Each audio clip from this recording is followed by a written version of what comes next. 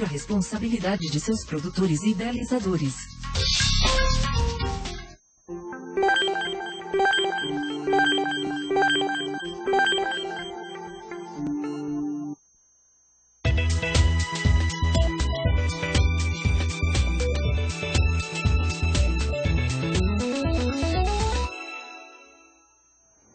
Olá, muito boa tarde. Começa agora o programa Sob Nova Direção. Sexta-feira chuvosa em São Paulo, para variar. Estamos na reta final desse ano e a semana que vem é o nosso último programa. E trouxemos hoje um jornalista especializado em automobilismo que promove o mais importante evento anual do antigo mobilismo aqui do ABC, do Grande ABC, que congrega algumas cidades bem importantes aqui do estado de São Paulo. E conosco no Sob Nova Direção, André Gomide. Muito obrigado, André. Seja bem-vindo. Muito obrigado pela oportunidade. Eu acho que essa aqui... Obrigado pela oportunidade de estar aqui com vocês, conhecendo o programa, enfim, e pela chance de falar um pouco do nosso evento. Excelente. E vamos começar falando então do evento, ou principalmente dessa categoria que é o antigo mobilismo, que vem crescendo, ganhando cada vez mais admiradores. E o que você atribui esse crescimento do antigo mobilismo? Olha, tem alguns fatores, Sérgio, mas a paixão do brasileiro por carros é uma delas. Mas eu considero a mais importante, que há pouco tempo começou a se notar, enfim, esse viés do antigo mobilismo, que é o negócio, né? O antigo mobilismo virou um negócio para muita gente e facilitador de sonhos de outros que procuravam seus modelos, né, para colecionar. E como isso acabou gerando uma economia, obviamente vários interesses se voltaram para o movimento e a coisa cresceu, né? Uhum. Tanto é que nós temos hoje aqui o Salão Internacional do Automóvel, já de olho nesse viés econômico, né, do negócio do antigo mobilismo. E foi o terceiro, se eu não me engano. Foi o segundo agora. Foi o segundo? O segundo, exato. Eu achei que fosse o terceiro já. Não, e teve um público também considerável. Sim, a tendência é crescer cada vez mais, né? Hoje você pulverizou demais. Você tem muitos eventos de carros antigos, porque obviamente cada tribo quer fazer o seu, né? O seu segmento, o Dodge, o Galaxy, o Fusca, enfim. E cada um faz o seu encontro e a coisa... Até ônibus antigos tivemos. Exato, aqui, né? Caio Castro, um evento maravilhoso que ele faz no Memorial da América Latina. Nossa, muito bacana. Excelente. É o ABC Old Cars and Parts que você faz. Exato. Então, a história do evento começou em 2007. Ela é muito curiosa. Por quê? Eu sou jornalista do meio automobilístico há muitos anos, né? Há 28 anos. E resido no ABC. É pouca coisa. Resido no ABC, falei nas montadoras ali no ABC. E o ABC é realmente... Ele é a Detroit brasileira, vamos chamar assim, porque lá todo mundo pensa em carro, todo mundo faz alguma coisa com carro, tem muito construtor de carros especiais, né? Tem a Americar, tem o Travis, enfim, tem a Sigma agora que está fazendo carros maravilhosos. É uma região que respira. E tem muito colecionador de carro antigo lá, que estavam assim meio low profile, entendeu? Eles saíam do ABC para ir expor eventos no Brasil inteiro. E no ABC, que é a terra do automóvel, não tinha o evento. Então eu fiz um projeto, levei para a Prefeitura de São Caetano na época, para a gente fazer no Chico Mendes o evento. E fizemos e foi um sucesso danado.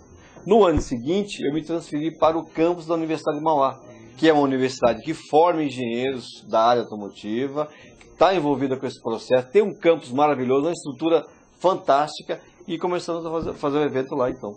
E ele é temático sempre? Sempre. Cada ano... Então, como eu estava assim, convivendo com o meio, com os eventos, eu notei assim, algumas coisas, umas particularidades em alguns e em outros, e notei que a gente precisava fazer algo diferente.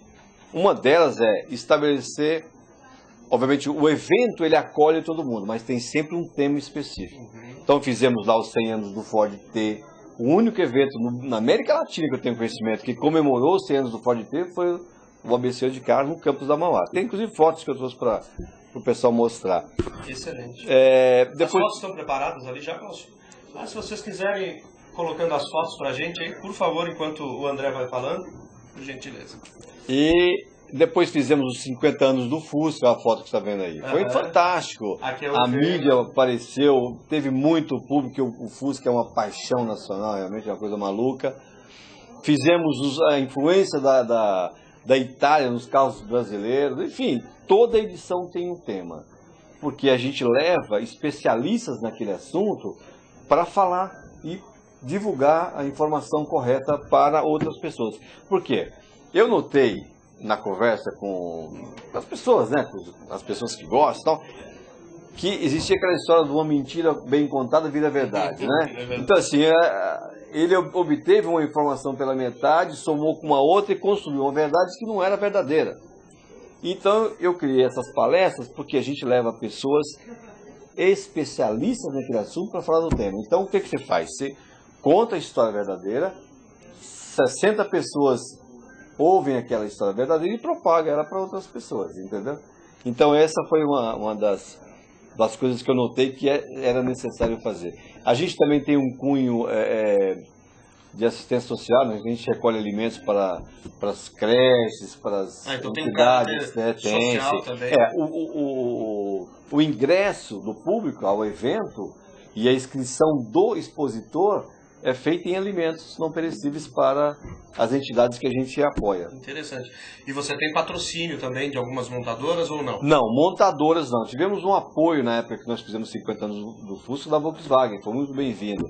Mas ainda não temos nenhuma montadora assim. A gente está trabalhando isso, mas até o momento nós não fechamos nada. O Adriano Santos aqui está comentando, ele fala que no ABC tem as grandes montadoras. Sim. Volkswagen, Mercedes-Benz, Ford, Scania, estão todas ali. Exato, realmente é um peso grande que tem o ABC aqui. Exatamente. Há 2 anos atrás nós tivemos o apoio da Fiat, quando nós fizemos lá a influência da Itália, né, na nossa cultura automotiva, mas não temos aqui um apoio assim financeiro para fazer o evento. Nós fazemos realmente com recursos próprios, com as empresas que expõem no evento, obviamente a gente arrecada com isso e pagamos as contas com isso daí. É porque tem custo, né? Tem bastante custo. É qualquer coisa, né, Sérgio, que você vai fazer.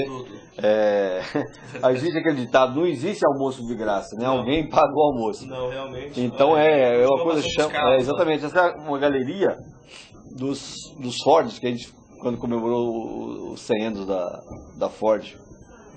Essa é uma galeria que a gente tem lá, que a gente ornamenta com tapete vermelho, você entendeu? E aí os caminhões... Aqui é na Faculdade de Mauá que você fala? Dentro do campus da Faculdade de Mauá, é enorme. O campus tem 130 mil metros quadrados, pra você ter ideia. Se a gente conseguir fechar todos os espaços para automóveis, conseguimos colocar 1.000 veículos lá dentro. Nossa! É muito grande. Esse último evento que aconteceu teve quantos veículos? 380. Que bom, que bom. E o público, vocês estimam? Então, o público depende muito do tempo, né? Se chove, ele não vem. Se faz frio, ele não vem. Então, se tem que estar um dia bonito de sol para ele sair de casa. Aí até a exposição fica mais agradável. Exatamente. Também, até para os expositores manter seus carros lá. Agora, o bacana do campus do Instituto Mauá de Tecnologia é a estrutura que nós temos lá. Por exemplo, as palestras que nós fazemos lá dentro são feitas num auditório grande, espaçoso, moderno, que as pessoas sentam, né, com todo o sistema de multimídia para ajudar o expositor a falar. É uma coisa maravilhosa. E você sai e tem uma estrutura toda assim, de hotel de 5 estrelas, né? Você tem banco 24 horas, você tem banheiros limpos, você tem restaurantes lá dentro. Excelente. É uma coisa assim que realmente... damos as boas tardes aqui ao pessoal que está aqui, Adriano, Paulo, Sérgio, o Glaucio não só está aqui como no chat, mas está presencialmente ali escondido, né? Seja bem-vindo também, senhor. E me diz um negócio, André, você vai ter alguma homenagem aos criadores desses modelos que se tornaram clássicos?